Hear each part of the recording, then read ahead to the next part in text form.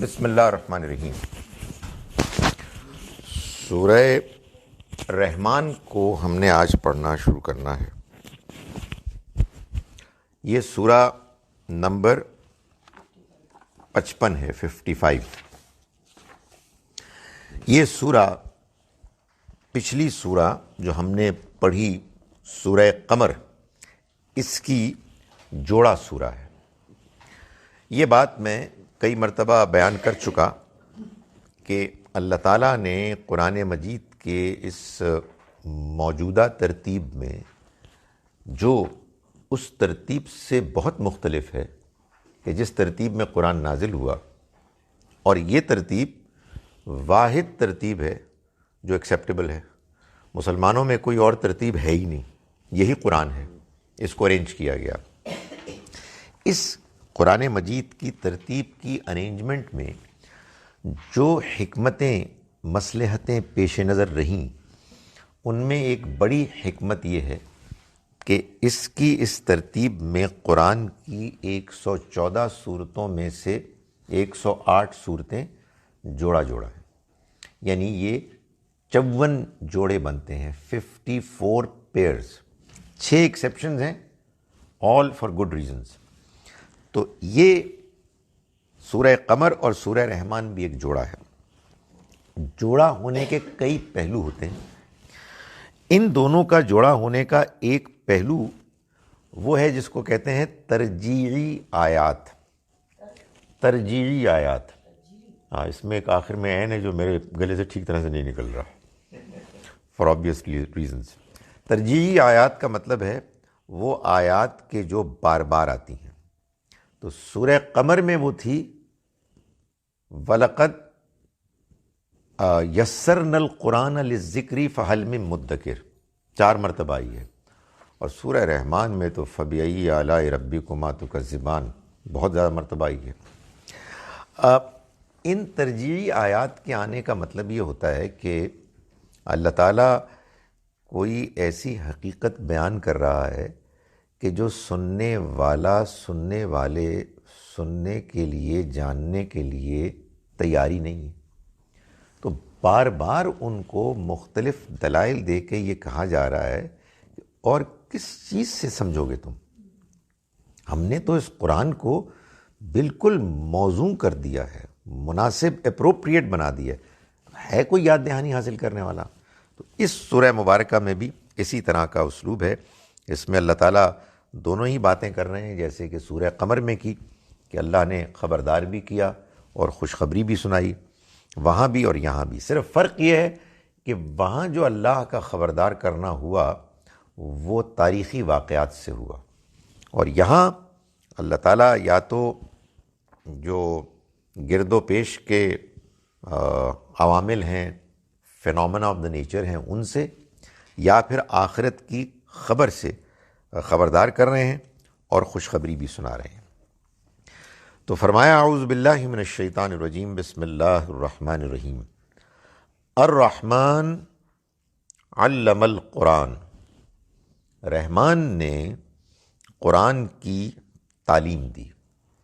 گویا کہ اللہ تعالیٰ چونکہ رحمان ہے، بہت رحم کرنے والا ہے، اس وجہ سے اس نے قرآن کی تعلیم دی۔ یہ قرآن مجید کا نازل ہونا اور انسانوں کے لیے ان کی تعلیم کے لیے ان تک پہنچنا، یہ خدائے رحمان کی رحمانیت کا نتیجہ مظہر ہے۔ اس کا رحمان ہونا اس بات کا تقاضا کرتا تھا کہ وہ اپنے بندوں کی ہدایت اور رہنمائی کے لیے کتاب بھیجے، اور یہ کتاب اس نے بھیجی ہے کہ جو در حقیقت اب انسانوں کی ہدایت کی کتاب ہے۔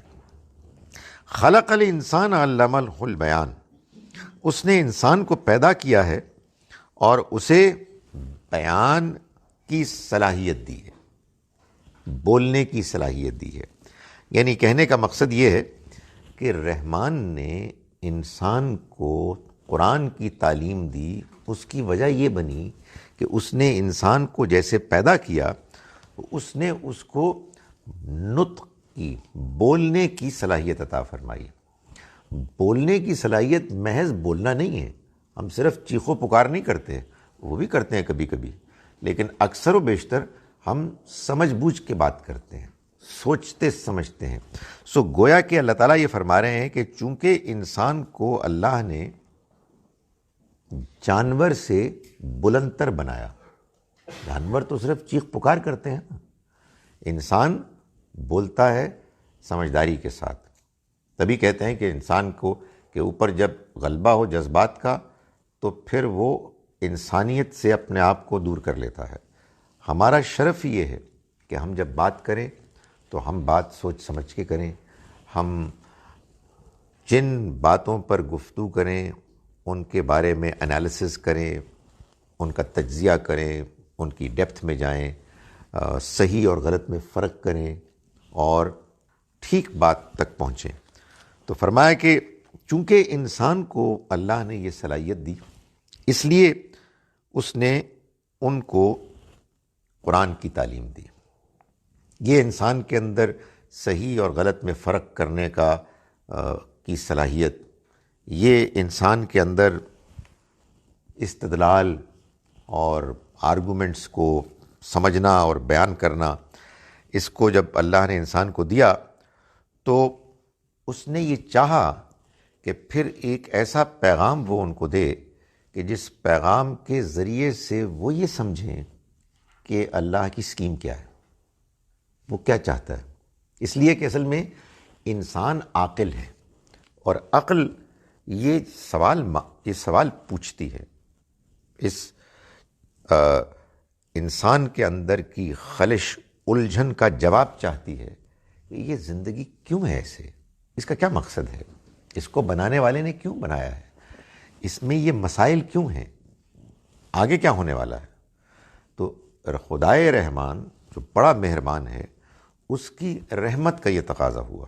ایک جگہ کہا نا اللہ تعالیٰ نے کہ یہ جو اللہ نے دین دیا ہے، جب اس نے اس کو مکمل کر دیا، یعنی جب اللہ نے اپنی دین کی وہ بات کہ جتنی اس نے ہم کو بتانی تھی وہ پوری بتا دی، تو فرمایا الیوم اکملت لکم دینکم، آج کے دن میں نے تمہارے لیے تمہارا دین مکمل کر دیا، واتممت علیکم نعمتی، اور اپنی نعمت تم پر تمام کر دی، پوری کر دی۔ یعنی زندگی بھی نعمت ہے، زندگی میں جو ہمارے تعلق والے لوگ ہیں بڑی نعمت ہے، ہماری ضروریات کو پورا کرنے کے لیے اسباب و وسائل بہت بڑی نعمت ہیں، ہماری عقل جو ہم کو حیوانات سے ممتاز کرتی ہے بڑی نعمت ہے، لیکن اللہ نے اپنے دین کو، اپنے پیغام کو دے کر اس نعمت کو تمام کر دیا۔ یعنی ایک کسر رہ گئی تھی تمام تر نعمتوں کے باوجود، اور وہ کسر تھی ہدایت۔ یہ کیا چکر ہے، what is going on, what is this life, اس میں کیا یہ مسئلے کیوں ہیں، موت کیوں ہے، اونچ نیچ کیوں ہے، خیر و شر کیوں ہے، کچھ لوگ اوپر کیوں چلے جاتے ہیں، کچھ لوگ نیچے کیوں رہ جاتے ہیں، وغیرہ وغیرہ۔ سو یہ بے چینی تھی، اس بے چینی کو دور کرنے کے لیے جب اللہ نے اپنا پیغام بھی دے دیا، پوری اسکیم بتا دی ادھر سے لے کے آخر تک، اور یہ بتا دی آخر کوئی ہے ہی نہیں، تو گویا کہ معلوم ہوا کہ اب بات مکمل ہوگی۔ تو یہاں بھی یہی کہا جا رہا ہے کہ یہ رحمان نے قرآن سکھایا، اس کی تعلیم دی۔ کیوں دی؟ اس لیے کہ اس نے انسان کو پیدا کیا اور اس نے اس کو بولنے کی صلاحیت دی۔ یہ بولنے کی صلاحیت دے کر کو بیان کر کے اصل میں انسان کی انٹیلیجنس اور انکوزیٹونیس اور آرگیو کرنا اور یہ سب چیزیں اس میں آپ سے آپ آ گئیں۔ کبھی آپ غور کریں، بندہ جب بولتا ہے تو یہ سب کچھ استعمال ہوتا ہے۔ So you have to understand, you have to decide, آپ فگر آؤٹ کرتے ہیں آپ کو کیا بولنا ہے۔ ایسے نہیں آدمی بولتا، ایسے اگر بولنا شروع کرے تو آوازیں آئیں گی، وہ بھی کبھی کبھی آتی ہیں۔ تو فرمایا کہ الشمس والقمر بحسبان، سورج اور چاند بحسبان، ایک حساب سے گردش کرتے ہیں۔ والنجم والشجر یسجدان، اور ستارے اور درخت سجدہ ریز ہیں۔ والسماء رفعها، اور آسمان اس کو اس نے اونچا کیا۔ ووضع المیزان، اور اس میں اس نے میزان قائم کر دی۔ یعنی آسمان کو جو اس نے بلند کیا تو اس میں جو آسمان کا حصہ، ستارہ، سیارہ، جس ذمہ داری کے ساتھ اس کو مقرر کیا گیا ہے، وہ اس کو اسی ذمہ داری کے ساتھ توازن اور میزان کے ساتھ پورا کر رہا ہے۔ یہ سے پہلے جو آیت ہے نجم کے ایک زیادہ معنی نہیں، کوئی معنی نہیں ہے۔ یہ لوگوں کو سمجھ میں نہیں آئی کہ یہ آخر شجر اور نجم کا آپس میں کیا تعلق ہے، تو انہوں نے ایک دوسرا پودا پیدا کر دیا، کچھ بھی نہیں ہے۔ کیونکہ میرے اس میں ترجمے وہ انفارچونیٹ ہوتی ہے بات، بوٹیاں اور ہاں، اس لیے نجم تو تارے کو کہتے ہیں، ہاں، بوٹیاں کا وہ ان کو اللہ میاں کی بات سمجھ میں نہیں آئی تو انہوں نے کہا کہ بوٹے ہی بنا دو۔ یہ ہو جاتا ہے انفارچونیٹلی، لیکن کمال ہے کہ مطلب یہ ہو جاتا ہے، یہ دس از انفارچونیٹ۔ کرنے والے تو مطلب آرڈر ہی بنا ہی نہ ہوتا۔ دیکھیں اصل میں یہ پرابلم ہے نا کہ لوگ دیکھتے ہیں کہ قرآن میں کیا بیان ہوا ہے، وہ کہتے ہیں غلط سمجھ نہیں آ رہی ہے تو چلو انہوں انچ کر دو، اور پھر فلسفے بھی بن جاتے ہیں، پھر زبان میں کوئی دلیل بھی آ جاتی ہے۔ یعنی نجم کیا، ہاں وہ پودے، وہ ہو جاتا ہے۔ یعنی وہ دیکھیں نا، بات یہ ہے کہ آپ کو اگر نہیں ماننا، مثال کے طور پر میں جسٹ مثال دے رہا ہوں، آپ کو نہیں ماننا ہے کہ پیغمبروں کے والد بھی گمراہ ہو سکتے ہیں، لوگوں نے فلسفہ بنایا نا، پیغمبر کے والد گمراہ نہیں ہو سکتے، آپ نے فلسفہ بنا لیا جہاں سے مرضی بنایا۔ اس کے بعد پتہ لگا کہ ابراہیم علیہ السلام کے والد تو بت پرست، بت بنانے والے تھے، تو انہوں نے کہا نہیں، اس کا مطلب چچا ہے، انکل ہے۔ اچھا، اب زبان میں کہیں کسی انکل کو باپ بھی کہا گیا ہوگا اور باپ کو چچا بھی کہہ دیا ہوگا، اس سے اباہو کا مطلب چچا نہیں ہے۔ تو یہی اصل میں مصیبت ہوتی ہے کہ لوگ قرآن کے باہر سے کچھ چیزیں سمجھتے ہیں اور قرآن پر ٹھونستے ہیں۔ قرآن ہے الٹیمیٹ اتھارٹی، بڑا سیریس میٹر ہے، بہت سیریس میٹر ہے۔ میں تو یہ آپ کہہ انڈرسٹینڈنگ سب کچھ ہی ہو جاتا ہے۔ وہ لوگ ادھر سے پڑھتے ہیں، وہ کہتے ہیں جی کہ خیر اس کو اب مت چھیڑیں، بڑے بڑے مسئلے پیدا ہو جائیں گے۔ لوگوں نے قرآن مجید کو رکھا ہے تلاوت کے لیے، دین کہیں اور سے سمجھا ہے، اور پھر قرآن مجید کو کہتے ہیں کہ ہماری اس انڈرسٹینڈنگ کے مطابق اپنے آپ کو ایڈجسٹ کرو۔ یہ نہایت گھناؤنا جرم ہے۔ آپ زیادہ سے کہہ سکتے ہیں کہ یار مجھے سمجھ میں نہیں آئی، کوشچن مارک، یہ تو بالکل جائز ہے۔ تو نجم ایک بہت مشہور عربی کا لفظ ہے اور اس کا مطلب ہے ستارے۔ والنجم والشجر یسجدان، ابھی ہم نے پڑھا نجم ستارہ سورہ نجم میں، تو وہ ستارہ یہاں آتے آتے پودا کیسے بن گیا؟ وہی نا، انہوں نے کہا یہ کچھ اللہ میاں نے کچھ عجیب سی بات نہیں کی تو اینو اونا کر دئیے، یہ ہے وہ کہیں ان کو عربی میں مل گیا ہوگا اس کا بھی۔ والنجم والشجر یسجدان، اور ستارے اور درخت یہ بھی سجدہ ریز ہیں۔ والسماء رفعہا، اور آسمان اس نے اس کو اونچا کیا۔ ووضع المیزان، اور میزان قائم کر دی۔ اللہ تطغوا فی المیزان، کہ تم بھی میزان میں خلل نہ ڈالو۔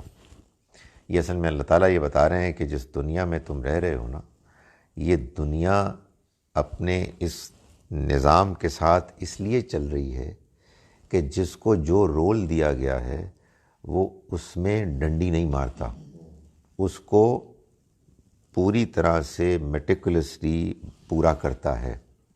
تو اے انسانوں، تمہیں جو اختیار ملا ہے نا، یہ پوری کائنات اپنی پرفارمنس سے تم کو یہ درس دے رہی ہے، اللہ تطغوا فی المیزان، کہ تم بھی میزان میں خلل نہ ڈالو، تم بھی یعنی عدل انصاف بھی، جو بھی آپ کی ذمہ داریاں ہیں ان کو پورا کرو۔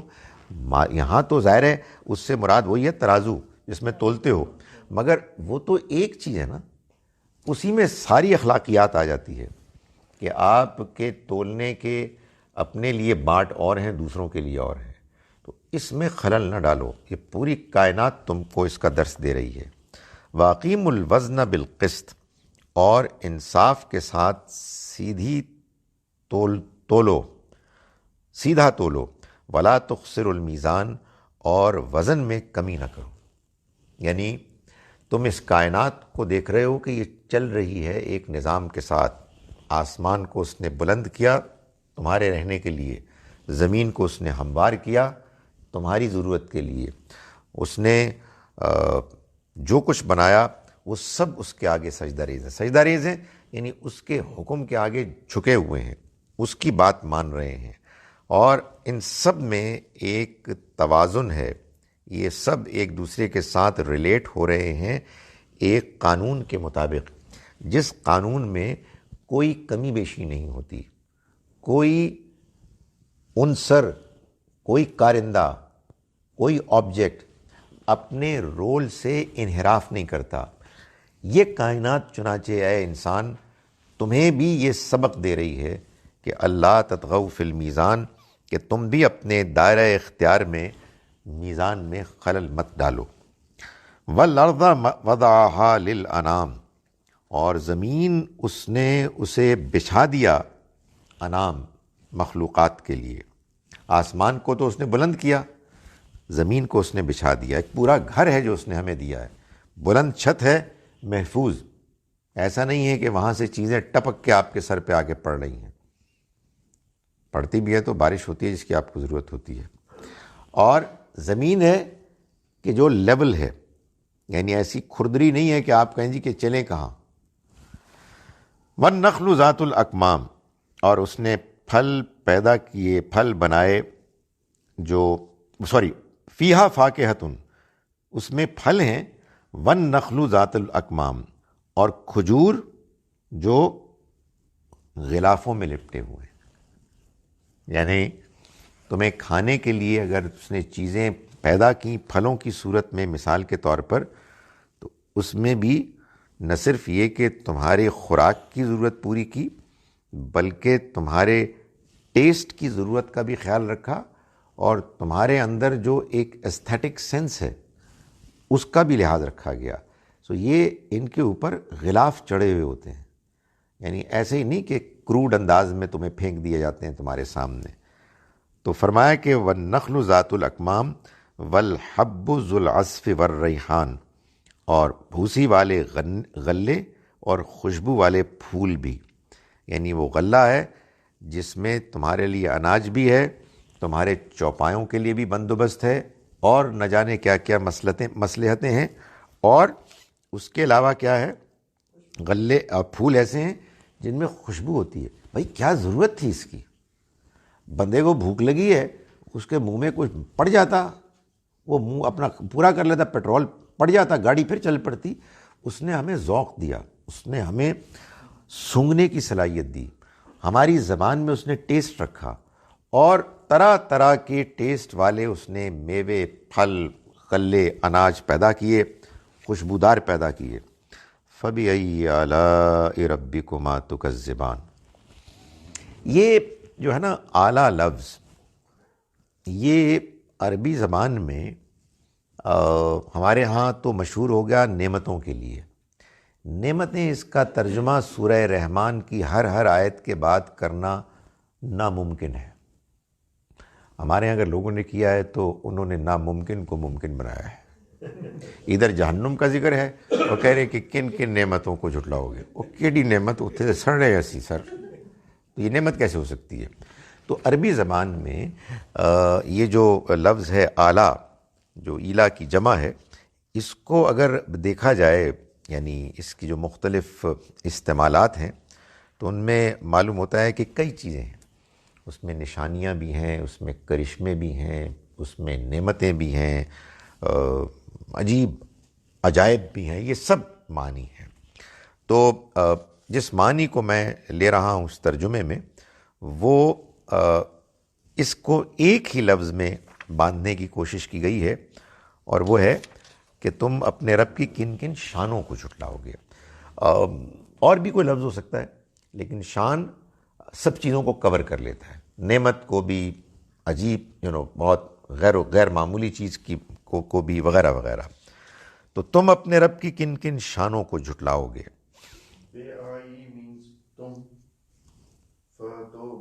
ہاں، تو تم جو ہے نا تکذبان کا تے ہے، اور تم یہاں تم دونوں ہے. ای کون سی، فبی ای تو پھر کون سی، اعلیٰ شانوں کو، ربکما اپنے رب کی. یہ کما دو کے لیے، دو سے کیا مراد ہے؟ جن و انس. تو اے جن و انس تم اپنے رب کی کون کون سی شانوں کو جھٹلاؤ گے. معلوم یہ ہوتا ہے کہ قرآن مجید کے نزول کا یہ وہ دور تھا کہ جس دور میں جنات بھی آ گئے تھے، قرآن سنتے تھے اور ایمان لے آئے تھے. ناٹ دیٹ نبی صلی اللہ علیہ وسلم نے ان کو جا کے تبلیغ کی، آپ کی ظاہر ذمہ داری انسانوں کی تھی، لیکن قرآن کے بیان سے معلوم ہوتا ہے کہ بعض جنات بھی آ کر قرآن سنتے اور قرآن پر ایمان لاتے. سورہ رحمان سے معلوم ہوتا ہے کہ ایسے ہی جنات مخالفت میں بھی خم ٹھوک کر آ گئے تھے. شیاطین تو مخالفت میں آئے ہی تھے، جنات شیاطینی میں سے ہوتے ہیں، شیاطین جناتی میں سے ہوتے ہیں، تو شیاطین جنات میں سے بھی ہوتے ہیں اور انسانوں میں سے بھی ہوتے ہیں. تو اللہ تعالیٰ نے اس سورہ مبارکہ میں دونوں کو خطاب کیا. فرمایا کہ خلق الانسان من صلصال کالفخار، اس نے پیدا کیا انسان کو مٹی سے کہ جو کھنکھناتی بچتی ہوئی مٹی. یہ اللہ نے اپنے کرشمے کا ذکر کیا. وَخَلَقَ الْجَانَّ مِن مَارِجٍ مِّن نَار، اور اس نے جنوں کو آگ کی لپٹ سے بنایا. فَبِأَيِّ آلَاءِ رَبِّكُمَا تُكَذِّبَانِ، تو اے انسانوں اور جنوں تم اپنے رب کی کن کن شانوں کو جھٹلاؤ گے. سب کچھ آ گیا. یہ کیا کرشمہ تھا اللہ کا. معلوم یہ ہوتا ہے کہ انسان جیسے کہ اب موجود ہے، جیسے قرآن کے بیانات سے معلوم ہوتا ہے، انسان کی پیدائش جس کو آپ کہیں پری ہیومنز، جو ہمارے ہی پریڈیسیسرز تھے، ہم سے پہلے تھے، قرآن کے بیان سے معلوم ہوتا ہے کہ اول وہ پیدا ہوتے تھے ایسے جیسے کہ پودے زمین سے اگتے ہیں. اس آیت اور اس طرح کی اور آیات سے معلوم ہوتا ہے کہ اس کی تفصیل یہ ہے کہ زمین کے پیٹ میں پیدائش ہوتی تھی اور پھر وہ وہاں سے نکلتے تھے. کچھ ایسے زمین کو توڑ کے نکلتے جیسے کہ اب بھی انڈے ٹوٹتے ہیں اور اس میں سے نکلتے ہیں بچے. ایسا ہی ہے، پیاز کا بھی ہے معاملہ، اور بھی چیزیں ہیں. لیکن یہ جو ہم جن کو جاندار کہتے ہیں نا، جیسے یعنی چوزے ہیں وغیرہ، تو ان کی پیدائش ابھی بھی اسی پروسیس کے ذریعے رکھی ہے. لیکن قرآن مجید نے سورہ سجدہ سورہ نمبر 32 کی آیت نمبر 7 سے 9 میں یہ بات بیان کی کہ پہلے انسان ایسے ہی پیدا ہوا کرتا تھا. انسان سے مراد انسان سے پہلے کی وہ مخلوق کہ جو بعد میں انسان بنی. پھر کیا ہوا؟ فرمایا کہ الذی احسن کل شیء خلقہ، وہ اللہ کہ جس نے بہترین طریقے سے پیدا کیا جو کچھ اس نے پیدا کیا. وبدا خلق الانسان من طین، اور اس نے انسان کی تخلیق کا آغاز مٹی سے کیا. یہ اس کو یہاں بیان کیا گیا ہے. ثم جعل نسلہ من سلالۃ من ماء مہین، پھر اس نے جاری کی اس کی نسل پانی کی ایک حقیر بوند سے. وہ پروسیس جو اب ہو رہا ہے یہ پھر شروع ہوا. ثم سواہ، پھر اس نے اس کے نوک پلک سنوارے. نوک پلک سنوارے یعنی اس کو فنشنگ ٹچز دی، یعنی اس کو لوور فارم آف ایگزسٹنس سے ہائر فارم آف ایگزسٹنس، یعنی اس کے اندر ایکسلنس پیدا کی. سو یوں ہو گیا. پھر اس نے ثم سوا ہوا کے بعد اس نے پھر انتخاب کیا اور نفخ فیہ من روحی، اس نے اس کے اندر اپنی روح پھونکی. یعنی یہ میٹافوریکلی بتایا کہ اس کے اندر سوچنے سمجھنے غور و فکر کرنے کی صلاحیت دی. فجعل لکم السمع والابصار والافئدہ، تو اس نے تمہیں سننے کی صلاحیت دی، دیکھنے کی صلاحیت دی، سوچنے سمجھنے کی صلاحیت دی. قلیلا ما تشکرون، بہت تھوڑا ہے کہ جو تم شکر ادا کرتے ہو. یہاں صرف نہیں، جب تک اللہ نے آدم و حوا کا انتخاب نہیں کیا اس وقت تک وہ آپ کہیے انسان نما حیوان تھے.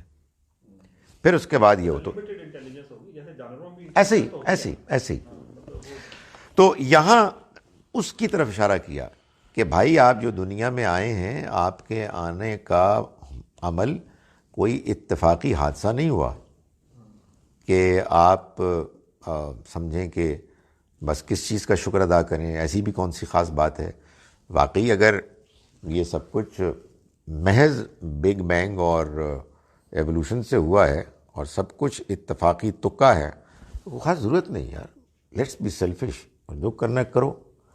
لیکن یہاں تو وہ بتا رہا ہے کہ میں نے اس پروسیس کو بہت دیر تک تفصیل کے ساتھ مختلف مراحل سے گزار کر یہاں تک پہنچایا.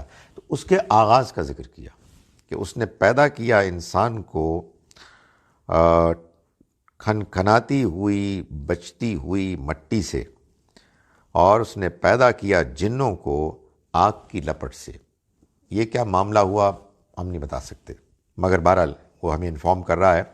فَبِأَيِّ آلَاءِ رَبِّكُمَا تُكَذِّبَانِ، تو تم اپنے رب کی کن کن نشانوں کو جھٹلاؤ گے. رب المشرقین و رب المغربین، وہی ہے جو مشرق کا بھی رب ہے اور مغرب کا بھی. یہ دو مشرق اور دو مغرب یہ اصل میں وسعت کے لیے ہوتا ہے. ابھی ریسنٹلی کچھ ایتھیسٹس نے، پاکستانی ایتھیسٹ نے، پاکستانی بھی تو ایتھیسٹ ہو سکتے ہیں، ہم نے ماڈرن نہیں ہونا. ہاں ہم بھی ماڈرن ہیں، یہ نہ سمجھو کہ ہم لوگ نالائق ہیں. تو انہوں نے ایک، میں اس لیے کہہ رہا ہوں پاکستانی کے اردو میں ہے، انہوں نے کہا کہ جناب قرآن مجید کہتا ہے کہ قرآن میں کوئی تضاد نہیں اور یہ اس کے اللہ کی کتاب ہونے کی ایک دلیل ہے. یہ لو 100 تضادات اور 100 کی لسٹ دی ہے انہوں نے. اینڈ انٹیلیجنٹ، یعنی بات ان کی کریشن ہے کہ کوئی ٹرانسلیٹڈ ہے میں نے نہیں، میرا خیال یہیں کی ہے. ہاں لیکن میرا خیال ہے کہ سب اچھے سوالات ہیں. میں تو یہ کہتا ہوں کہ اس طرح کا جو پروپیگنڈا ہے یہ ویلکم ہے. اس کو لا تحسبوہ شر لکم، اس کو اپنے لیے برا نہ سمجھو، بل ہوا خیر لکم، یہ تمہارے لیے خیر ہے. اس لیے کہ کوئی لوگ سوچیں گے، کوئی غور کریں گے اس کا جواب کیا ہے، کوئی جستجو کریں گے. تو ان تضادات میں سے ایک تضاد یہ بھی ہے کہ ایک جگہ کہتا ہے کہ وہ مشرق اور مغرب کا رب ہے، ایک جگہ کہتا ہے وہ دو مشرقوں اور دو مغربوں کا رب ہے، اور ایک جگہ کہتا ہے کہ مشارق اور مغارب کا رب ہے. تو اب جو نروس مسلمانوں کو کہیں گے تسی ٹھیک ہو، سمجھ سانو بھی کوئی نہیں آئی سی. سو اس کا جو جواب ہے وہ یہ ہے کہ عربی زبان میں، جس عربی میں قرآن نازل ہوا، اس میں جب آپ وسعت کو بیان کرتے ہیں، ایکسپینس کی واسٹنس کو، تو آپ بعض اوقات دو تثنیہ اور دو سے زیادہ کا صیغہ استعمال کر لیتے ہیں. سو یہ میں نے ایک انگلش کی ٹرانسلیشن میں پڑھا ہے اس کی تفسیر میں، اس میں تھوڑا سا ایکسپلین کیا ہوا تھا کہ یہ سائنٹیفکلی بھی کچھ لوکیشن ہیں زمین کی جہاں پہ ایکچولی دو مغرب اور دو مشرقیں ایگزسٹ کرتی ہیں. وہ دیکھنا وہی والی بات ہے نا کہ ون نجم و شجر یسجدان، تو کچھ نہ کچھ تو کرنا ہے. وہ کہتے ہیں کہ ایک جگہ آپ کہہ رہے ہیں کہ ایک مشرق ایک مغرب ہے، ایک جگہ کہہ رہے ہیں دو ہے، ایک جگہ کہہ رہے ہیں دو سے بھی زیادہ ہے. تو سائنٹیفک تو جو بھی ہو، تو میں تو یہاں گزارش کر رہا ہوں کہ سب باتیں ایک ہی ہیں. جب آپ کسی بات کو، کسی جگہ کو، کسی علاقے کو بہت زیادہ وسیع و عریض مفہوم میں بیان کریں گے تو عربی زبان کے بیان میں اس کی گنجائش ہے کہ آپ اس کو جمع یا دو کے صیغے میں بیان کریں. سو یہاں فرمایا کہ وہی مشرق کا رب ہے، یعنی اس کی تمام وسعتیں، تمام کناروں کا، دو کناروں کا تک، اور وہی مغرب کا رب ہے. فَبِأَيِّ آلَاءِ رَبِّكُمَا تُكَذِّبَانِ، تو پھر تم اے جنوں اور انسانوں اپنے رب کی کن کن شانوں کو جھٹلاؤ گے. مرج البحرین یلتقیان، اس نے چھوڑ دیے دو دریا، وہ دونوں ٹکراتے ہیں. بینہما برزخ لا یبغیان، ان کے درمیان مگر ایک پردہ ہے کہ جو ان کو آگے نہیں بڑھنے دیتا. یعنی یہ تو ہر جگہ ہی ہوتا ہے کہ دریا سمندر میں گرتا ہے، دریا کا پانی سمندر کا الگ ہوتا ہے، وہ ایک دوسرے کے ساتھ گڈمڈ نہیں ہوتے. فَبِأَيِّ آلَاءِ رَبِّكُمَا تُكَذِّبَانِ، تو تم اے جنوں اور انسانوں اپنے رب کی کن کن شانوں کو جھٹلاؤ گے. یخرج منہما ایک ہفتہ رہ گئی بینہما برزخ لا یبغیان. یہ تو میں نے کہا نا کہ ان کے درمیان ایک پردہ حائل ہے کہ وہ اس کو آگے نہیں بڑھنے دیتا. معلوم ہوتا ہے کہ ایک رکاوٹ ہے کہ جس کی وجہ سے آگے بڑھنا ممکن نہیں ہوتا.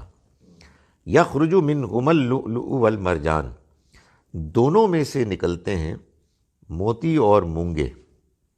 فَبِأَيِّ آلَاءِ رَبِّكُمَا تُكَذِّبَانِ، پھر اے انسانوں اور جنوں کے گروہ ہو تم اپنے رب کی کن کن شانوں کو جھٹلاؤ گے. یعنی مطلب یہ ہے کہ پانی تو الگ الگ اپنے اندر رکھتا ہے خصلتیں، لیکن دونوں میں اللہ نے بندوبست کیا ہے انسانوں کی زینت، ان کی پریزنٹیشن کو بہتر بنانے کے لیے جو شوق ہیں کہ موتی بھی نکلتے ہیں، مونگے بھی نکلتے ہیں، اور دونوں طرح کے پانیوں میں سے نکلتے ہیں.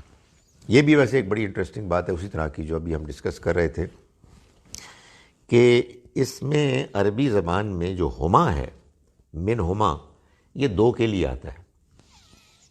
ہمارے ہاں بہت سے لوگوں نے، مفسرین نے تفسیر لکھی تو ایسے علاقوں میں وہ رہتے تھے کہ جہاں ان کا مشاہدہ یہ تھا کہ ایک طرح کے پانی میں سے تو مونگے اور موتی نکلتے ہیں، دوسری طرح کے پانی میں سے نہیں نکلتے. تو انہوں نے پھر کیا کیا، انہوں نے کہا کہ یہ من ہما میں یہاں دونوں مراد نہیں ہیں، ایک ہی مراد ہے، یہ بھی وہی چیز ہے.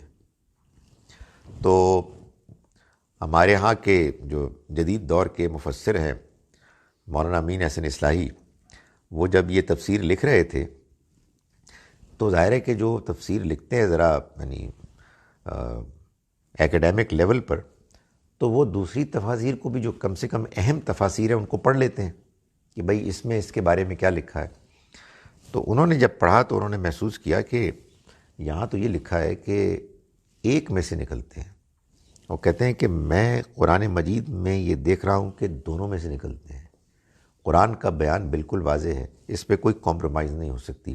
میں اس کو ایسے ہی لکھوں گا چاہے لوگ اس کا مذاق ہی کیوں نہ اڑائیں، اور آج نہیں تو کل انشاءاللہ وہ رب کے جس نے اس کو ایسے لکھا ہے وہ دونوں میں سے موتی اور مونگے نکال کے دکھائے گا.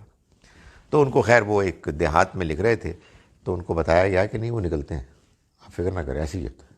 یہ جن لوگوں نے پہلے لکھا ہے پرانے لوگوں نے، ان کو پتہ نہیں تھا، تو انہوں نے پھر وہی کیا کہ بھائی قرآن مجید کی پریزنٹیشن تو ٹھیک ہونی چاہیے نا. آئی ایم شیور دیکھیے آدمی مخلص یہ سوچ سکتا ہے کہ یار پتہ نہیں ہماری انڈرسٹینڈنگ میں کوئی غلطی ہے، ہو سکتا ہے من ہما کا مطلب ہی ایک ہو.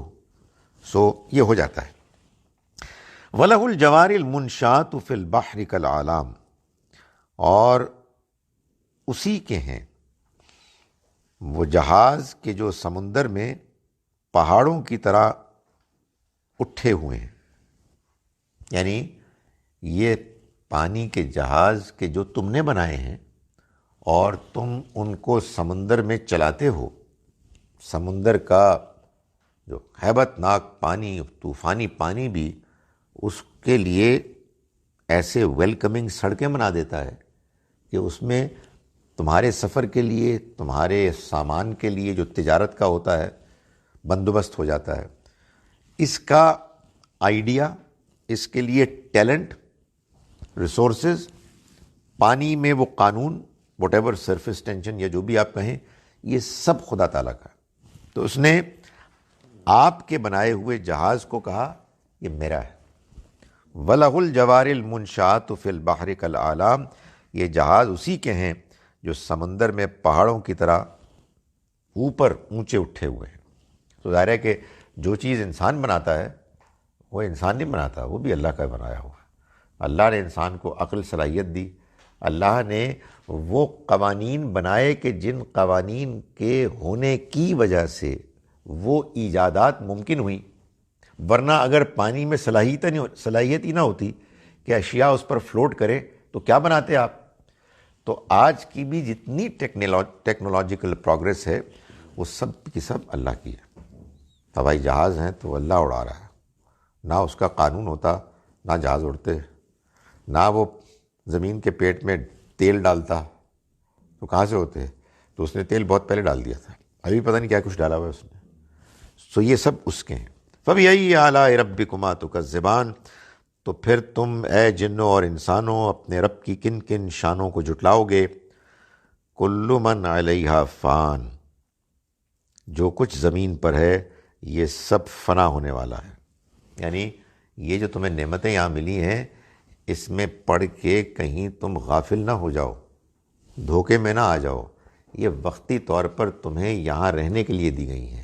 وہ جب بھیجا نا آدم و حوا علیہ السلام کو اللہ تعالیٰ نے دنیا میں، تو فرمایا کہ وَلَكُمْ فِي الْأَرْضِ مُسْتَقَرٌ، تمہارے لیے زمین میں ایک ٹھکانہ ہوگا کچھ عرصے کے لیے، وَمَتَاعٌ، اور کچھ ساز و سامان، کچھ جینے کے لیے، الہین، کچھ عرصے کے لیے۔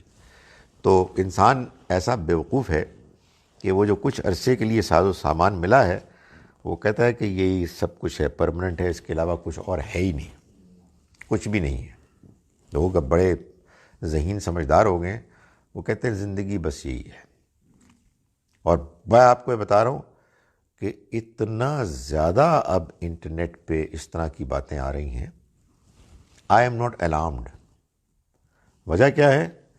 اب وہ بات ہو گئی ہے کہ یا اگر آپ کی بیٹنگ آتی ہے تو آپ بیٹنگ کریں گے، ورنہ زیرو پہ آؤٹ ہو کے واپس چلے جائیں گے فارغ۔ تو بیٹنگ سیکھیں آپ، اس لیے کہ بالنگ بڑی زبردست ہو رہی ہے۔ اب وہ دن گئے کہ مولوی صاحب نے گل دس دیتی ہے تو بس ٹھیک ہی ہوگی یار، کوئی نہیں، بڑا زبردست ہے، بڑی تقریر کرنے ہے۔ اس لیے کہ وہ اتنی زوردار قسم کی تنقید ہوتی ہے کہ آپ کو پھر اس کو سمجھ کے اپنی کتاب سے اس کو جاننے کی ضرورت ہے۔ تو فرمایا کہ یہ بھی اسی کا ہے۔ اور کل من علیہا فان، جو کچھ بھی اس پر ہے وہ سب فنا ہونے والا ہے۔ یہ ہے وہ اصل میں چیز کہ اللہ تعالیٰ اپنی اسکیم بتا رہے ہیں، یہ پرماننٹ نہیں ہے، it's not going to last for ever. وَيَبْقَى وَجْهُ رَبِّكَ ذُو الْجَلَالِ وَالْإِكْرَامِ، اور تمہارا رب باقی رہے گا، تمہارے رب کا چہرہ، تمہارا رب باقی رہے گا۔ سب فانی ہے اور تیرے رب کی عزت اور جلالت والی ذات ہی ہے کہ جو ہمیشہ کے لیے باقی رہنے والی ہے۔ فَبِأَيِّ آلَاءِ رَبِّكُمَا تُكَذِّبَانِ، تو تم اے جنوں اور انسانوں اپنے رب کی کن کن شانوں کو جھٹلاؤ گے؟ یسألہ من فی السماوات والارض، آسمانوں اور زمین میں جو بھی ہیں سب اسی سے مانگتے ہیں۔ کل یوم ہوا فی شان، ہر روز وہ ایک نئی شان میں ہے۔ ہر روز یعنی ہر وقت، ہر آن نئی شان میں ہے۔ جو آسمان میں ہے، آسمانوں میں ہے اور زمین میں، اسی سے مانگتے ہیں۔ مانگنے سے مراد وہی کہ انسان اپنی ضرورت جتنی بھی ہے اس کے لیے اللہ کا محتاج ہے۔ تو جب آپ کے سامنے کوئی ضرورت آتی ہے تو آپ اصل میں اللہ سے مانگتے ہیں، چاہے آپ نہیں بھی مانگتے تب بھی آپ مانگتے ہیں۔ جب آدمی کو بھوک لگتی ہے سخت تو اصل میں اللہ سے مانگ رہا ہوتا ہے اور اللہ کا محتاج ہوتا ہے۔ بعض وہ بد نصیب ہوتے ہیں کہ جب ان کو کھانا مل جاتا ہے تو وہ اس کو اکنالج نہیں کرتے کہ ان کے رب نے ان کو دیا ہے، اور بعض وہ ہیں کہ جو اس بات کو جان لیتے ہیں کہ یہ سارا نظام اس نے بنایا ہی اس لیے ہے کہ ہم بھوکے ہوں ہم کو کھانا ملے، ہم اس کا شکر ادا کریں، ہم پیاسے ہوں ہم پئیں اس کا شکر ادا کریں، ہماری ضرورتیں حاجتیں ہوں اور اس کی طرف سے ہم کو ملے اور ہم کہیں خدایا تیرا شکر ہے۔ ہم فقیر ہیں، وہ ہے کہ جو اس کائنات کا بادشاہ مالک ہے اور ہم کو پال رہا ہے۔ تو اسی کو یہاں بیان کیا گیا کہ یسألہ من فی السماوات والارض، اسی سے مانگتے ہیں وہ سب کہ جو آسمانوں میں ہے اور جو زمین میں ہے۔ کل یوم ہوا فی شان، ہر وقت ہر آن وہ ایک نئی شان میں ہے۔ فبأی آلاء ربکما تکذبان، تو اے جنوں اور انسانوں تم اپنے رب کی کن کن شانوں کو جھٹلاؤ گے؟ سنفرغ لکم ایھا الثقلان، تو میں اب فارغ ہونے والا ہوں تمہارے لیے، ایھا الثقلان، اے بھاری جتھو، یعنی یہ جو جنوں اور انسانوں کے گروہ ہیں بھاری ہیں، بڑی تعداد میں ہیں، یعنی یہ بڑا لشکر ہے، لیکن اللہ تعالیٰ فرما رہے ہیں کہ مجھے اس کی کوئی پرواہ نہیں، میرے نزدیک تمہاری اس تعداد کی بھاری پن کی کوئی حیثیت نہیں ہے، میں ان قریب میرا فیصلہ یہ ہے کہ میں اپنے آپ کو باقی اپنے پروجیکٹ سے الگ کر کے آئی ول فوکس آن یو، اور میں ہاں حساب کتاب لوں گا، حساب کیا فارغ ہونے والا ہوں تمہارے لیے، یعنی یہ ہو جائے گا، حساب کتاب ہوگا، تو یہ اس کے لیے ہے، سنفرغ لکم، اور میں فارغ ہونے والا ہوں تمہارے لیے،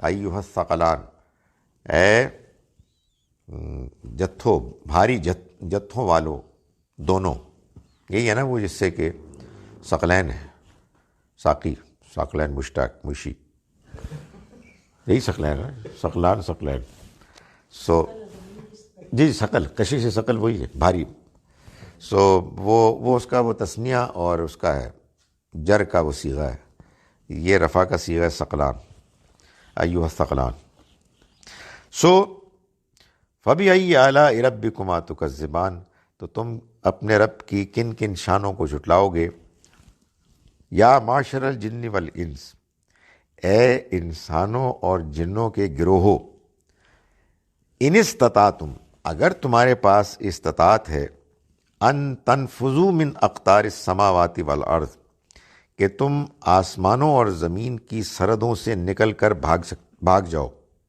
اگر سکت ہے، فنفذوا، بھاگ جاؤ، یعنی مطلب یہ ہے کہ تم میری گرفت سے کہیں نہیں جا سکتے، میں نے تمہیں، اگر تم نے جرم کیا تو چھوڑنا نہیں ہے، ویئر کین یو گو، وہ کیا ہے، میں تمہیں اس لسٹ میں ڈال رہا ہوں جس کے بعد تم ملک کو چھوڑ کے نہیں جا سکو گے، اور پھر اس کے بعد میں پکڑوں گا اور تم سے حساب کتاب لوں گا، تو اگر کر سکتے ہو تم، مطلب کہنے کا مطلب یہ ہے کہ تم اتنے بڑے ایڈیٹ ہو کہ میری دنیا، میری کائنات، میری سلطنت، میرے محل میں رہ رہے ہو اور بدتمیزی، بےہودگی، گھٹیا پن کر رہے ہو، جاؤ گے کدھر تم، ویئر کین یو گو، جا کے دکھاؤ، نکل کے دکھاؤ، میں نے ابھی تمہیں ڈھیل دی ہوئی ہے، اس لیے تم دندنا رہے ہو، جس دن میں نے اعلان کیا کہ میں اب تمہارا حساب لوں گا، ویئر ول یو گو، تم جا ہی نہیں سکتے کہیں، تو فرمایا کہ ان استطعتم، اگر تمہارے پاس اس کی سخت استطاعت ہے، ان تنفذوا من اقطار السماوات والارض، کہ تم آسمانوں اور زمین کی سرحدوں سے بھاگ کر نکل جاؤ، فنفذوا، نکل جاؤ، ٹرائی اٹ، کوشش کرو، جہاز بناؤ اور نکل جاؤ، لا تنفذون، نہیں نکل سکتے تم، الا بسلطان، سوائے میری اجازت کے، سلطان یعنی یہاں پرمیشن، پروانے کی، زور نہیں ہے، نہیں زور بھی ہوتا ہے، کسی نے نا مطلب کچھ ٹرانسلیشن میں ریفرنس ٹو گریوٹی، ہاں وہ کہتے ہیں ہے، اور پھر وہ نکل جاتے ہیں، تو ساری گالی مک گئی اللہ نے کی، اللہ تعالیٰ، ہاں اللہ تعالیٰ تو یہ ڈانٹ رہے تھے تم جا ہی نہیں سکتے، ان کا نہیں کہہ رہا ہے جا تو سکتے ہو مگر یہ گریوٹی سے باہر نکل کے، تو یہ کیا گفتگو کیا ہو رہی ہے، تو بیسیکلی بات آسمانوں اور زمین کی ہو رہی ہے نا، ہاں تو وہ راکٹ لانچر بھی آپ فائر کر لیں گے تو آسمان میں چلے جائیں گے، وہی تو، اس کے بعد آپ گلیکسی کو کراس کر جائیں گے، پھر نئی گلیکسی سٹارٹ ہو جائے گی، مطلب وہ تو ہے تو اسی کا سلسلہ، اس تشریح سے معلوم ہوتا ہے کہ اللہ میں گپ شپ مار رہے ہیں کہ دیکھو یار ویسے بائی دا وے تم ادھر سے نہیں جا سکتے، but if you scientific development کوئی پروگریس کرو گے تو نکل بھی سکتے ہو، یہ ہے، تو پھر بات کیا ہوئی، کیا کہہ رہا ہے، وہ کہہ تو یہ رہا ہے کہ تم بدتمیز لوگ ہو، تم کچھ نہیں کر سکتے ہو، تمہاری حیثیت کیا ہے، تم اس وقت جو یہ گھٹیا حرکتیں کر رہے ہو، میری سلطنت میں دھاندلی مچا رہے ہو، where are you going to go, تم بے بس لوگ ہو، تم کہیں نہیں جا سکتے، میں صرف اگر تمہیں پروانہ دوں گا کہ یہ میرے اس کائنات کے خالق مالک کی طرف سے ویزا ملا ہے تو ہم تو باہر نکل سکتے ہو، پرمٹ ملی ہے اور میں نے نہیں دینا، سلطان is translated here as permission. ہاں پروانہ، پرمیشن، فرمایا کہ تم نہیں جا سکو گے، فبأي آلاء ربكما تكذبان، سو یہاں نعمتیں تو نہیں ہو سکتی، پھر تم اپنے رب کی کن کن شانوں کو جھٹلاؤ گے، کن کن چیزوں کو جھٹلاؤ گے. یرسل علیکما شواظ من نار، وہ تمہارے اوپر برسائے گا، چھوڑ دے گا، شواظ من نار، آگ کا شعلہ، ونحاس، اور تانبا، فلا تنتصران، تو تم بچ نہیں سکو گے، بچاؤ نہیں کر سکو گے. تانبا یعنی پگھلا ہوا تانبا. یہ اصل میں ریفرنس ہے اس چیز پر کی طرف کہ قرآن ہی نے بیان کیا ہے کہ جب وحی الہی اتر رہی تھی تو جنات جو تھے نا، شیاطین جن، وہ انفارمیشن چوری کر کے قرآن مجید کی وحی تو اپنے ساتھیوں کو یہاں جو زمین میں دنیا میں تھے، جو پھر لوگوں کو گمراہ کرتے تھے، ان کو دیتے تھے، کاہن قسم کے لوگ.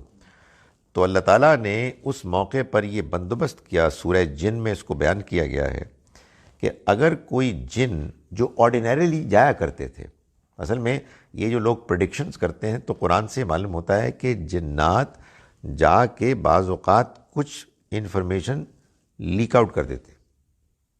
جیسے ہمارے بھی ہوتے ہیں نا جرنلسٹ، وہ کہتے ہیں میری چڑیا ہے، وہ جا کے انفارمیشن لیتی ہے. تو ایسی ہی چڑیائیں ہوتی تھیں، ابھی بھی ہوتی ہیں، وہ لیک آؤٹ ہو جاتی ہیں. اچھا، اس میں میرا خیال ہے یہاں بھی ہمارے بھی لوگ کرتے ہیں، کچھ جان بوجھ کے انفارمیشن دیتے ہیں تاکہ کچھ چلے، کوئی شوشہ ہو، کوئی سلسلہ ہو. اللہ تعالیٰ کے یہاں بھی معلوم ہوتا ہے کہ آزمائش کے لیے کچھ انفارمیشن مل جاتی ہے لوگوں کو. قرآن مجید جب نازل ہو رہا تھا تو پہرے لگا دیے، کرفیو لگا دیا گیا تھا. سو کوئی جن قریب نہیں جا سکتا تھا، جاتا تو اس کے پیچھے ہی آتا. یرسل علیکما شواظ من نار، یہی اسی کو کہا گیا. وہ ستارہ یہی ہے کہ وہ ستارہ آتا تمہارے اوپر، یرسل علیکما، کہ وہ تمہارے اوپر چھوڑ دیا جائے گا، شواظ من نار، آگ کا شعلہ، ونحاس، اور تانبا یعنی پگھلا ہوا تانبا. وہ کہتے ہیں وہ جو آتی ہے نا اوپر سے، یہ جو بارش ہوتی ہے اس کی، شہاب ثاقب کی، تو اس میں جو اس کی انالیسس کی جاتی ہے اس میں باقاعدہ تانبے کا ایک بڑا عنصر ملتا ہے. سو یہ اسی کو ڈسکرائب کیا جا رہا ہے کہ ہم، ہاں، میٹورائٹس میں، ہاں، تو اس کو جب پھینکیں گے، جب ہم پھینکیں گے تو یہ تمہارے اوپر گرے گا، تو تم کہاں جا سکتے ہو؟ فلا تنتصران، پھر تم اپنے آپ کو بچا نہیں سکو گے. یہ ہم نے بندوبست کیا ہوا ہے. ان ادر ورڈز، یو کی ناٹ لیو دس ورلڈ. یہ ہماری دنیا ہے، اس دنیا میں ہم نے تمہیں بھیجا ہے، امتحان کے لیے بھیجا ہے. اگر تم نے بیہیو نہیں کیا تمہیں جواب دینا ہوگا. You will not be able to run اوے.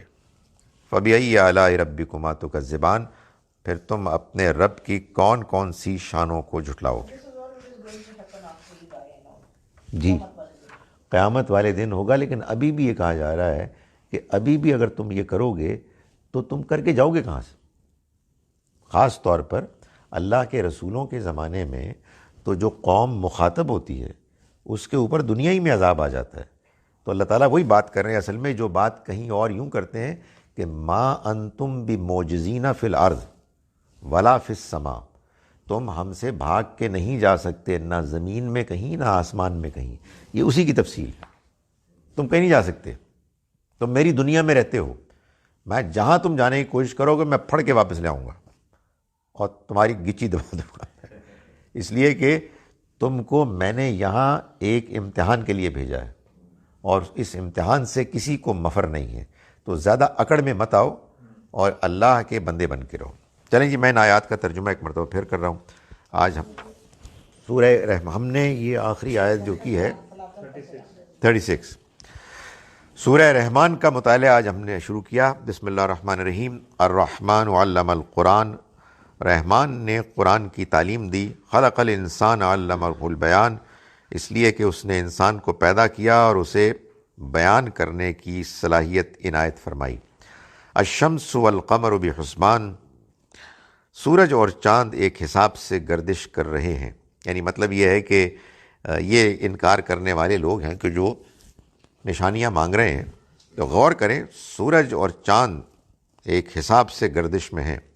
والنجم والشجر یسجدان، اور تارے اور درخت، بیل بوٹے نہیں، تارے اور درخت یہ سجدہ ریز ہیں. والسماء رفعها ووضع المیزان، اور آسمان اس نے اس کو اونچا کیا. ووضع المیزان، اور اس نے میزان قائم کر دی. اللہ تطغوا فی المیزان، کہ تم بھی اپنے دائرے میں میزان میں گڑبڑ مت کرو. یعنی یہ کائنات ہم انسانوں کو یہ سبق دے رہی ہے کہ تم بھی ایسا نہ کرو. وَأَقِيمُوا الْوَزْنَ بِالْقِسْطِ وَلَا تُخْسِرُوا الْمِيزَانَ، اور انصاف کے ساتھ سیدھی تول تولو اور وزن میں کمی نہ کرو. یعنی یہ بہت بڑا ایک اخلاقی حکم ہے، دھاندلی مت کرو. تم نے اگر بیچنے میں یہ کیا تب بھی، اور کسی اور طریقے سے بھی کہیں بھی، تو یہ سارے نظام کو درہم برہم کر دے گا.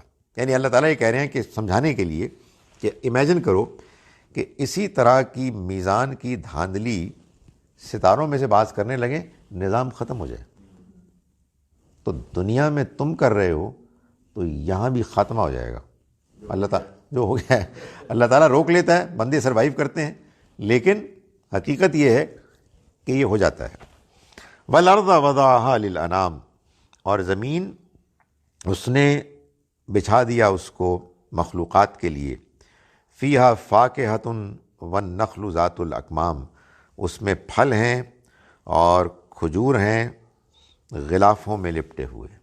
ظاہر ہے کہ یہ عربوں کو کہا جا رہا نا، وہ واقف تھے، نہ ان کے پاس کینو تھے نہ آم تھے، تو ان کو تو یہی بتانا تھا. اور واقعی بھی بڑی زبردست چیز ہے یار، کیا خوبصورت درخت ہوتا ہے کھجور کا یار. آنیسٹلی دیکھ کے آدمی پریشان ہو جاتا ہے، اتنا امپریسو ہے. کیا بات ہے، کیا بات ہے. والحب ذو العصف والریحان، اور پھوسی والے غلے اور خوشبو والے پھول بھی، ریحان پھول. فبأي آلاء ربكما تكذبان، تو پھر تم اپنے رب کی، اے جنوں اور انسانوں، اپنی رب کی کن کن شانوں کو جھٹلاؤ گے. خلق الانسان من صلصال کالفخار، اس نے انسان کو پیدا کیا مٹی، بچتی ہوئی کھنکتی ہوئی مٹی سے. وخلق الجان، اور اس نے پیدا کیا جنوں کو من مارج من نار، آگ کی لپٹ سے. فبأي آلاء ربكما تكذبان، تو پھر تم اپنے رب کی کن کن شانوں کو جھٹلاؤ گے. رب المشرقین و رب المغربین، وہی مشرقوں کا بھی رب ہے، یعنی مشرق کی وسعتوں کا رب ہے. ورب المغربین، اور مغرب کی وسعتوں کا رب ہے. فبأي آلاء ربكما تكذبان، تو تم اپنے رب کی کن کن شانوں کو جھٹلاؤ گے. مرج البحرین یلتقیان، اس نے چھوڑ دیے دو دریا جو ایک دوسرے سے ٹکراتے ہیں. بینہما برزخ، ان کے درمیان ایک پردہ حائل ہے. لا یبغیان، جس سے وہ آگے نہیں بڑھتے. فبأي آلاء ربكما تكذبان، تو پھر اے جنوں اور انسانوں تم اپنے رب کی کن کن شانوں کو جھٹلاؤ گے. یخرج منہما اللؤلؤ والمرجان، دونوں میں سے موتی اور مونگے نکلتے ہیں. فبأي آلاء ربكما تكذبان، پھر اے جنوں اور انسانوں کے گروہ تم اپنے رب کی کن کن شانوں کو جھٹلاؤ گے. وَلَهُ الْجَوَارِ الْمُنشَآتُ فِي الْبَحْرِ كَالْأَعْلَامِ، اور اسی کے ہیں جہاز جو سمندر میں پہاڑوں کی طرح اونچے ہوتے ہیں. فبأي آلاء ربكما تكذبان، تو پھر تم اے جنوں اور انسانوں اپنے رب کی کن کن شانوں کو جھٹلاؤ گے. کل من علیہا فان، یاد رکھو کہ زمین میں جو کچھ بھی ہے وہ سب فنا ہونے والا ہے. وَيَبْقَى وَجْهُ رَبِّكَ، اور تمہارے رب کی ذات ہی باقی رہنے والی ہے. ذو الجلال والاکرام، کہ جو عزت اور جلالت والا ہے. فبأي آلاء ربكما تكذبان، تو پھر تم اے جنوں اور انسانوں اپنے رب کی کن کن شانوں کو جھٹلاؤ گے. یسألہ من فی السماوات والارض، اسی سے مانگتے ہیں، سوال کرتے ہیں وہ سبھی جو آسمانوں میں اور زمین میں ہیں. کل یوم ہوا فی شأن، اور ہر وقت ہر آن وہ ایک نئی شان میں ہوتا ہے. فَبِأَيِّ آلَاءِ رَبِّكُمَا تُكَذِّبَانِ، تو پھر اے جنوں اور انسانوں کے گروہ، تم اپنے رب کی کن کن شانوں کو جھٹلاؤ گے. سَنَفْرُغُ لَكُمْ أَيُّهَ الثَّقَلَانِ، وہاں تو بتایا نا کہ ضرورتیں پوری کر رہا ہے، اب یہ بتایا کہ یہ میرا پلان ہے، میں ان قریب تمہارے لیے فارغ ہونے والا ہوں. اے دو بھاری جتھوں، یعنی بڑی تعداد میں انسانوں اور جنوں، میں فارغ ہونے والا ہوں تمہارے لیے. فَبِأَيِّ آلَاءِ رَبِّكُمَا تُكَذِّبَانِ، تو پھر تم دونوں اے جنوں اور انسانوں کے گروہ اپنے رب کی کن کن شانوں کو جھٹلاؤ گے. یا معشر الجن والانس، اے انسانوں اور جنوں کے گروہ، ان استطاعتم، مگر تمہارے پاس اس کی صلاحیت سکت ہے، امکان ہے، ان تنفذوا من اقطار السماوات والارض، کہ تم بھاگ نکلو آسمانوں اور زمین کی سرحدوں سے. فانفذوا، تو بھاگ جاؤ. لا تنفذون الا بسلطان، تم نہیں بھاگ سکتے سوائے ایک پرمٹ کے، پروانے کے، اجازت کے. فَبِأَيِّ آلَاءِ رَبِّكُمَا تُكَذِّبَانِ، تو پھر تم اے جنوں اور انسانوں کے گروہ اپنے رب کی کن کن شانوں کو جھٹلاؤ گے. یرسل علیکما شواظ من نار، وہ تم پر آگ کا شعلہ، یعنی نکلنے کی کوشش کرو گے. یہ وہی بات ہو رہی ہے، ٹرائی کر لو، تم اگر کرو گے. یرسل علیکما شواظ من نار، تم پر آگ کا شعلہ اور تانبا چھوڑ دیا جائے گا. ونحاس، اور تانبا چھوڑ دیا جائے گا، یعنی پگھلا ہوا تانبا. فلا تنتصران، تو تم اپنا بچاؤ نہیں کر سکو گے. فَبِأَيِّ آلَاءِ رَبِّكُمَا تُكَذِّبَانِ، تو تم اے جنوں اور انسانوں کے گروہ اپنے رب کی کن کن شانوں کو جھٹلاؤ گے. جی ادھر سے لے لیں آپ.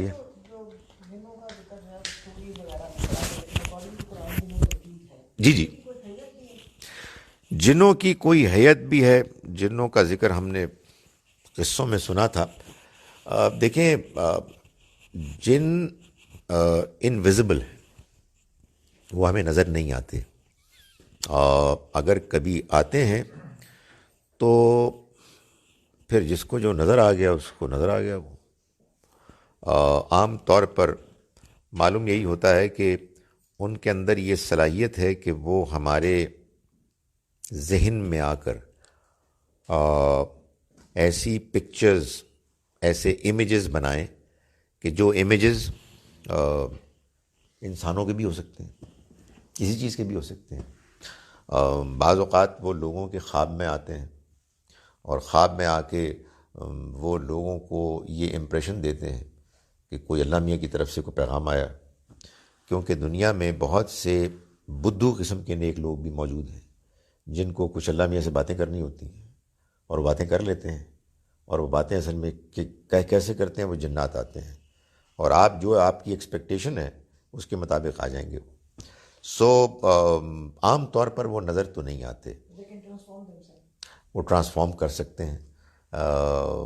بعض اوقات یہ ہے کہ بعض لوگ ان کو دیکھ بھی لیتے ہیں، لیکن وہ ایک آپ سمجھیں کہ ایک لمیٹڈ ہے تعداد لوگوں کی، انسانوں کی، جن کا کہ ان سے کانٹیکٹ ہوتا ہے.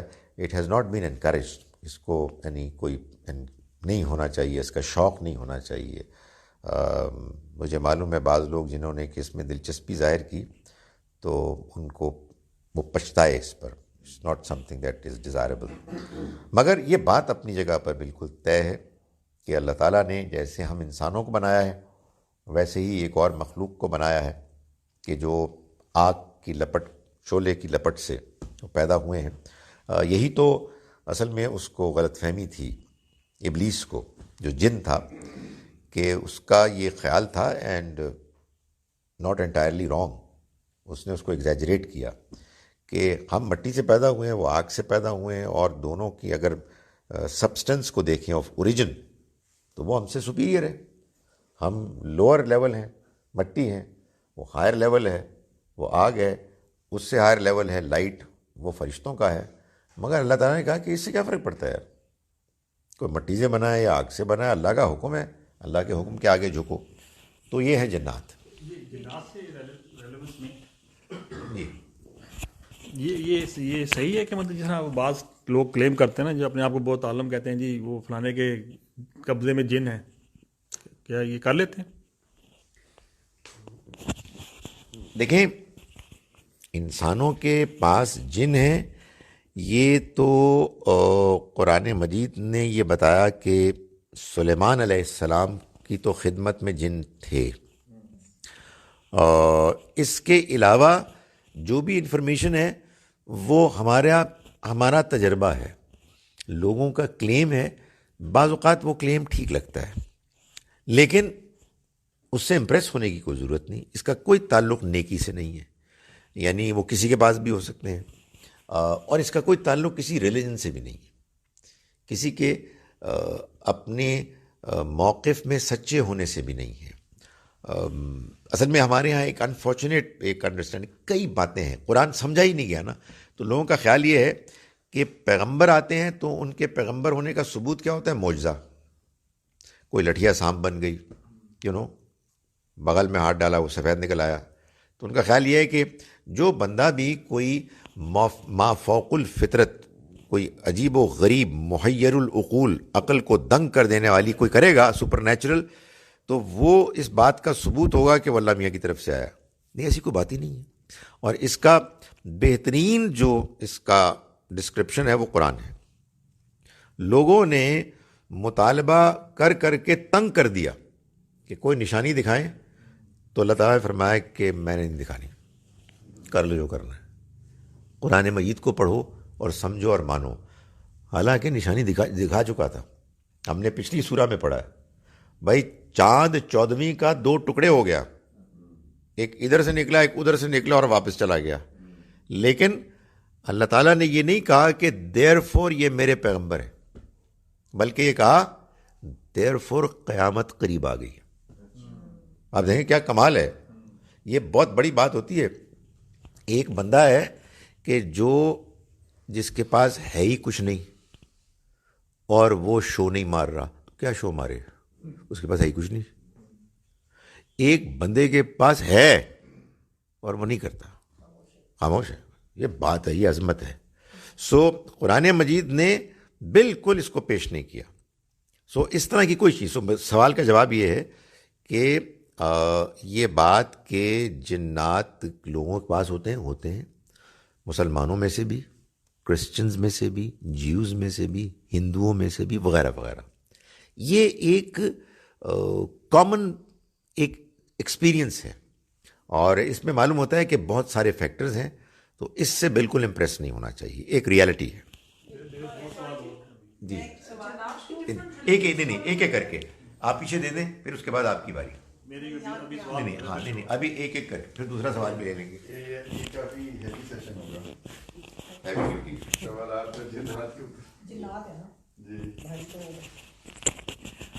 میں یہ پوچھنا چاہ رہی تھی کہ کچھ لوگ کہتے ہیں کہ ان کے قابو میں جن ہیں اور وہ کوئی آپ کا کام کروا سکتے ہیں، یا اچھا کام بھی کرواتے ہیں اور برے کام بھی کرواتے ہیں.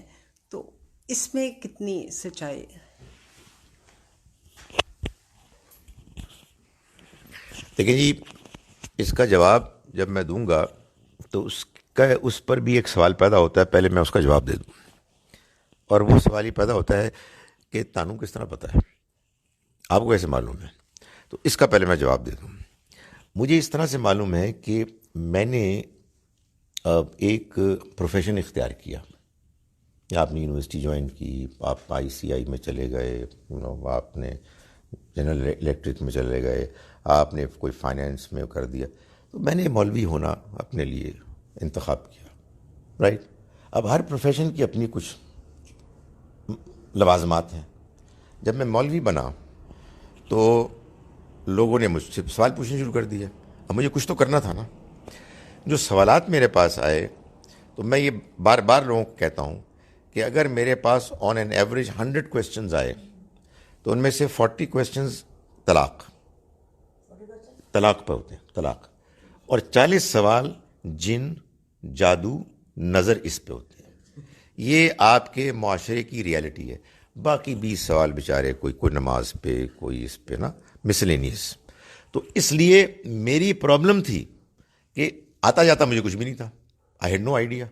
بھائی لوگ مجھ سے سوال پوچھ رہے ہیں تو آپ کہیں آپ ان کو انکار کریں, یا نہیں یار انکار کرنے کو بھی جی نہیں چاہتا, بزنس خراب ہوتی ہے. آپ کی دکان میں مال نہیں ہے اور لوگ آپ کی دکان پہ آ رہے ہیں تو آپ ساتھ والی کی دکان سے لے لیں, آؤٹ سورس کر دیں. تو میں نے آؤٹ سورس کرنا شروع کر دیا. تو اس چکر میں میں نے پھر ملاقاتیں کی بابوں سے.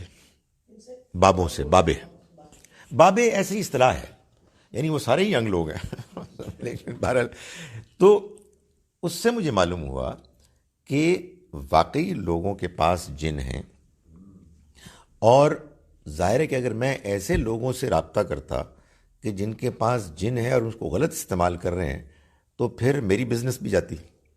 تو ظاہر ہے I had to look for people who are good people.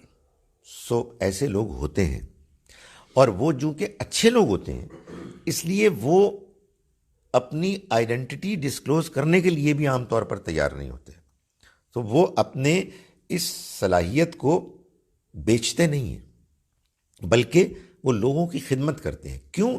اس لیے کہ بہت سے گھٹیا لوگ موجود ہیں جو اپنی اسی ایبلٹی کو مس یوز کرتے ہیں اور لوگوں کو تنگ کرتے ہیں.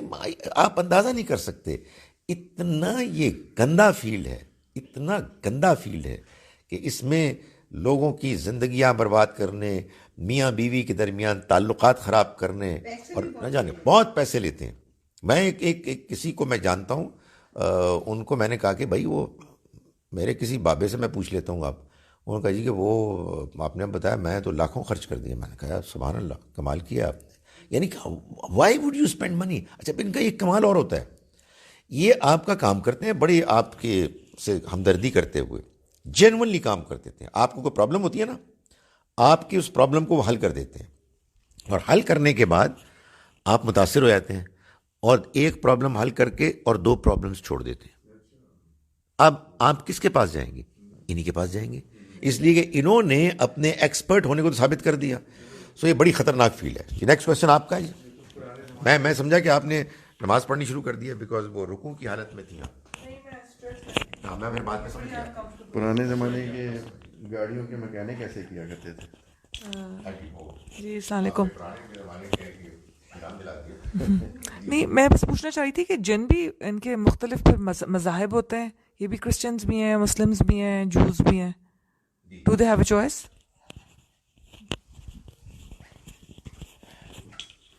دیکھیں اس کے 2 لیولز پہ میں جواب دے سکتا ہوں. ایک تو وہی والا کہ جو میں نے سنایا ہے, تو جو میں نے سنا ہے اس میں واقعی ایسے ہی ہوتے ہیں. وہ کہتے ہیں کوئی ہندو ہوتے ہیں, کوئی مسلمان ہوتے ہیں. قرآن سے یہ معلوم ہوتا ہے کہ جیسے کہ میں نے ابھی آپ کو بتایا کہ قرآن نے بتایا کہ نبی صلی اللہ علیہ وسلم قرآن پڑھ رہے تھے اور جنوں نے ان کو سنا اور ایمان لائے اور دوسرے جنوں کو جا کے تبلیغ کی اور ان کو یہ بتایا کہ دیکھو ہم نے ایک کلام سنا ہے کہ جو ویسا ہی ہے جیسا کلام موسیٰ پہ آیا تھا, یعنی اس سے ملتا جلتا, اس کی سورس وہی ہے. دوسری بات جو قرآن میں بیان کی گئی ہے وہ یہ ہے کہ قرآن مجید سے معلوم ہوتا ہے سورہ انعام سے کہ جیسے ہمارے انسانوں کے پاس رسول آئے ویسے ان کے پاس بھی آئے کہ یا معاشر الجن والانس. قرآن کہتا ہے کہ قیامت کے روز اللہ تعالیٰ پوچھے گا الم یاتکم رسل منکم, کیا تمہارے پاس نہیں آئے رسول تمہیں میں سے؟ تو ظاہر ہے کہ جب جنوں اور انسانوں دونوں کو کہا گیا تو پھر دونوں میں سے آئے ہیں. یہاں سے دیکھ لوں میں. اچھا آپ تو پھر آپ کو یہ کرنا ہوگا, یہ پیچھے جائے گا. نہیں یہ پیچھے جائے گا. یہ تو جس کو کسی نے کہا نا کہ پیراڈائم شفٹ ہو رہی ہے. السلام علیکم. میرا question is not related to this. یہ گواہی کے اوپر ہے. اگر آپ کو کورٹ کے سمنز آ جائیں تو چوائس ہوتی ہے کہ آپ اس کو اگنور کریں یا لازم ہے کہ آپ اس کو کریں. ہیونگ سیڈ دیٹ کہ آپ کو کافی اپوزیشن ہو, opposition to the extent of threats ہوں, اس کیس میں what should we do? And secondly اگر ایسا کوئی ڈفرینس آ جاتا ہے within family, how do you know where someone is supporting one point of view and the other you are supporting something else? How do you know that you are on the right path and the other isn't? क्योंकि कुरान तो हर जगह coat हो रहा होता है. So is it कि how peaceful you feel? Yeah, I don't know. I'm pretty confused on that.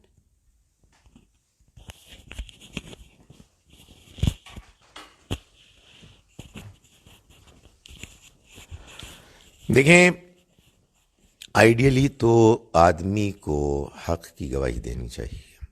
हक क्या है? जो आपको दयानतदारी से बात समझ में आ रही है.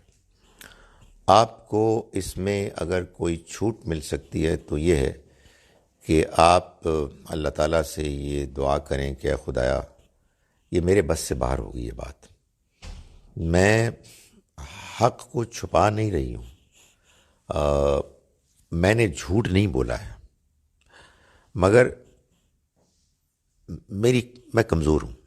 मैं इसको बयान करूँगी तो उसके नतीजे में मैं जिस मुश्किल में पड़ जाऊँगी, मेरे अंदर उसकी हिम्मत नहीं है. अल्लाह ताला इंशाअल्लाह इस बात को ज़रूर अहमियत देगा. झूठ तो किसी सूरत में नहीं बोलना. अगर आपको कोई कहे कि कुरान में ये बात कही गई है और दूसरा कहे कि ये बात कही गई है, तो 3 ही इम्कानात हैं. एक इम्कान ये है कि आपको एक बात ज़्यादा सही लगे दयानतदारी से, तो जो सही लगे उसी को आप मानें. आप कहेंगे सही तो लगती है लेकिन बस मुकाबलतन लगती है, तो बस उतने ही कॉन्फिडेंस का इतना करें इजहार जितनी आपको सही लगती है. आप कहें मुझे ऑन द बैलेंस ये वाली बात सही लगती है, but you you also have a point. लेकिन दूसरे की बात भी सही हो सकती है, तो उस पर भी गौर करना चाहिए. स्टैंड तो आदमी उस वक्त दे कि जब आदमी ये समझे कि नहीं ये वाली बात मुझे बिल्कुल क्लियरली सही लग रही है, और अपने समझने में और जो कुछ समझा है उसके इजहार में आदमी कोई जानबूझकर कोई कॉम्प्रोमाइज़ ना करे. दूसरे लोगों के बारे में आपकी ज़िम्मेदारी इसके सिवा कुछ नहीं है कि आप उनको बात समझाएं, और समझाना नरमी से ही समझाना होता है. यानी आप कहें कि ये जो आप बात कर रहे हैं मेरे नज़दीक आप गलत बात कर रहे हैं. आप ये महसूस करें कि लोग बात सुनने के लिए तैयार नहीं हैं, आपकी ज़िम्मेदारी ख़त्म होगी. यानी मकसद ये नहीं है कि आप अपनी ज़िंदगी को बर्बाद करें. मकसद ये है कि आप हक़ की गवाही दें. हक़ की गवाही देने में आप अगर हो सके तो कोई कॉम्प्रोमाइज़ ना करें. अगर कॉम्प्रोमाइज़ को करना पड़ गया तो ज़्यादा से ज़्यादा यही है कि फिर आप खामोश हो जाएं, बादिल नाखास्ता अल्लाह से अपनी इस कमज़ोरी पर माफ़ी मांगते हुए. इससे ज़्यादा ज़ाहिर है कि कोई अगर आदमी बात करेगा नेगेटिव कि किसी के दबाव की वजह से कोई झूठी गवाही दे, नहीं, ये नहीं हो सकता. इसके लिए बंदे को डट जाना चाहिए कि नहीं, I can't do it, this is not possible.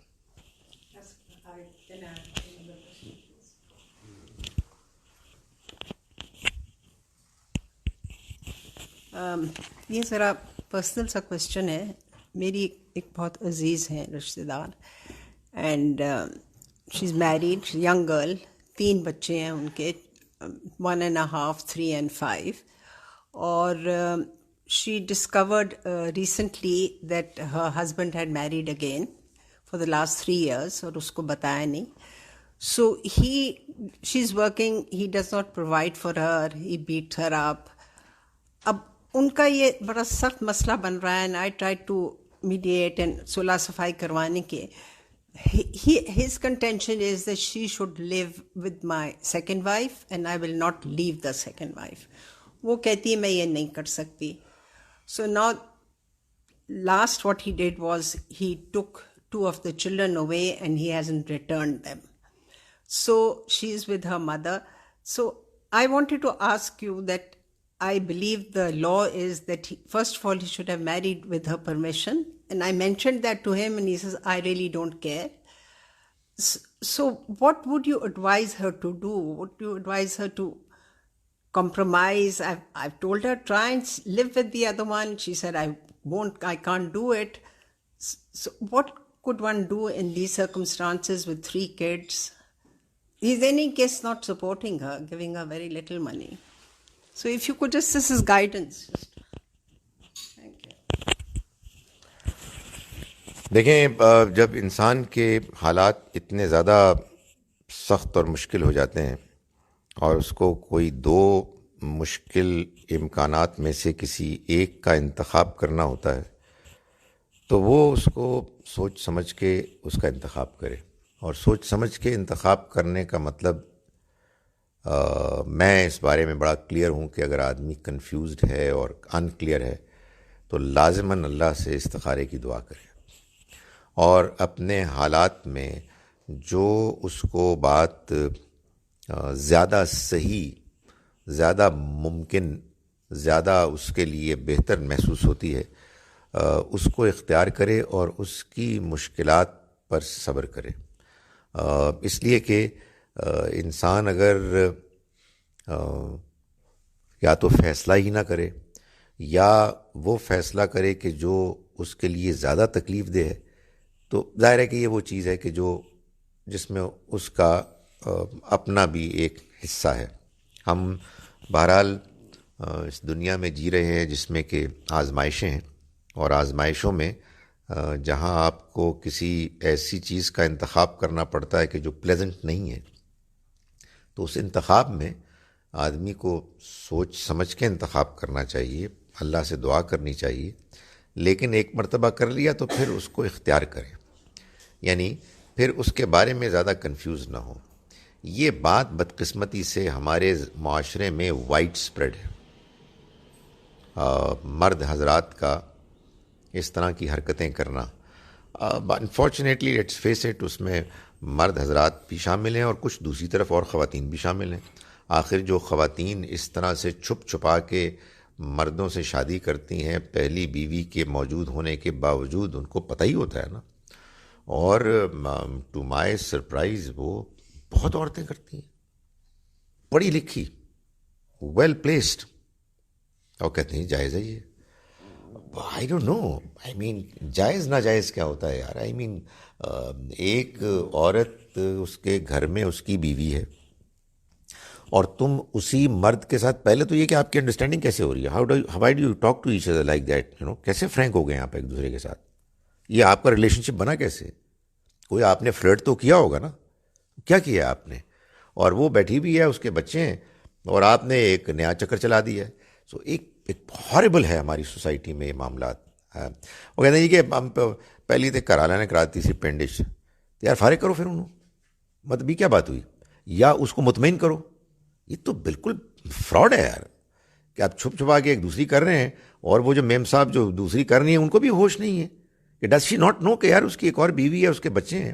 وہ اگر فوت ہو گیا تو پھر یہ جائیں گے جی میں بھی اس بیوی ہوں، کہیں گے کہ کیا اس کی دلیل ہے. اچھا یہ بھی ایک بڑا عجیب پرابلم ہے کہ آپ کے معاشرے میں ایک طرف یہ قانون ہے کہ پہلی بیوی کی اجازت کے بغیر دوسری شادی نہیں ہوگی، یہ ایک قانون ہے.